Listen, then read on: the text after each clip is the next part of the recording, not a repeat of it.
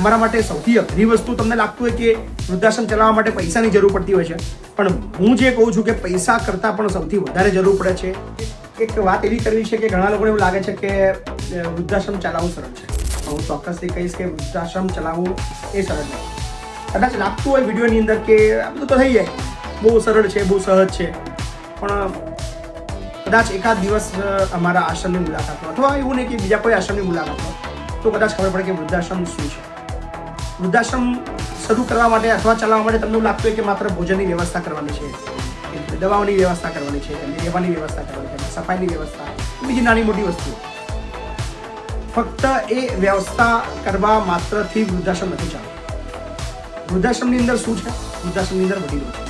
એ વડીલો કોણ છે? એ વડીલો એવા છે જેમને ઘરમાંથી કાઢી મૂકેલા છે,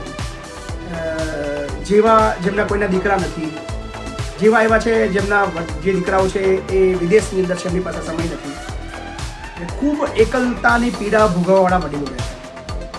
તો માત્ર ભોજનની વ્યવસ્થા, કપડાની વ્યવસ્થા, ડૉક્ટરની વ્યવસ્થા, સારું જમવાની વ્યવસ્થા અને બધી જ અત્યાધુનિક સુવિધાઓ બધું આપવાથી શું એ વડીલો ખુશ રહેશે ખરા? કદાચ એવું પણ બને કે મારા વૃદ્ધાશ્રમની અંદર જે વડીલો છે જે સુવિધાઓ ભોગવે છે એના કરતાં બેટર સુવિધાઓ, બેટર જિંદગી એ લોકો એમના ઘરની અંદર જીવતા હતા. પણ ખોટ શું હતી કે એમને એમનું ઘર છોડવું પડ્યું? એ હતો સહકાર, એ હતો સાથ, એ હતો સપોર્ટ, એ હતો થોડો સમય એમની સાથે વિતાવવાનો. અમારા માટે સૌથી અઘરી વસ્તુ તમને લાગતું હોય કે વૃદ્ધાશ્રમ ચલાવવા માટે પૈસાની જરૂર પડતી હોય છે, પણ હું જે કહું છું કે પૈસા કરતાં પણ સૌથી વધારે જરૂર પડે છે એ વડીલના ચહેરા પર સ્મિત લાવવું. કારણ કે તૂટેલા દિલવાળા, તૂટેલા હૃદયવાળા બાળકો પર અઢળક સપના જોઈને જ્યારે સપના તૂટીને જ્યારે ઘર છોડીને અથવા ઘરમાંથી કાઢેલા એ વડીલ જ્યારે આવતા હોય ત્યારે સૌથી અઘરું હોય છે એમના ચહેરા પર સ્માઇલ લાવવી.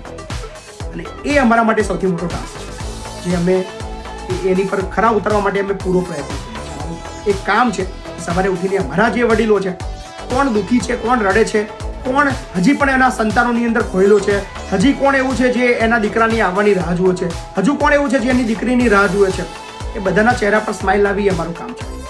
વૃદ્ધાશ્રમ ચલાવવું ખૂબ અઘરું છે. ફક્ત ભોજનની વ્યવસ્થા, બહુ મોટી બિલ્ડિંગ, બહુ અત્યાધુનિક સુવિધાઓ ઊભું કરવાથી વૃદ્ધાશ્રમ નથી ચાલતા. વૃદ્ધાશ્રમ પ્રેમ, લાગણી, હૂંફ અને સમય આપવાથી ચાલે. અમારો પૂરો પ્રયત્ન છે કે અમે અમારા વડીલોને પૂરો સમય આપીએ. Thank you.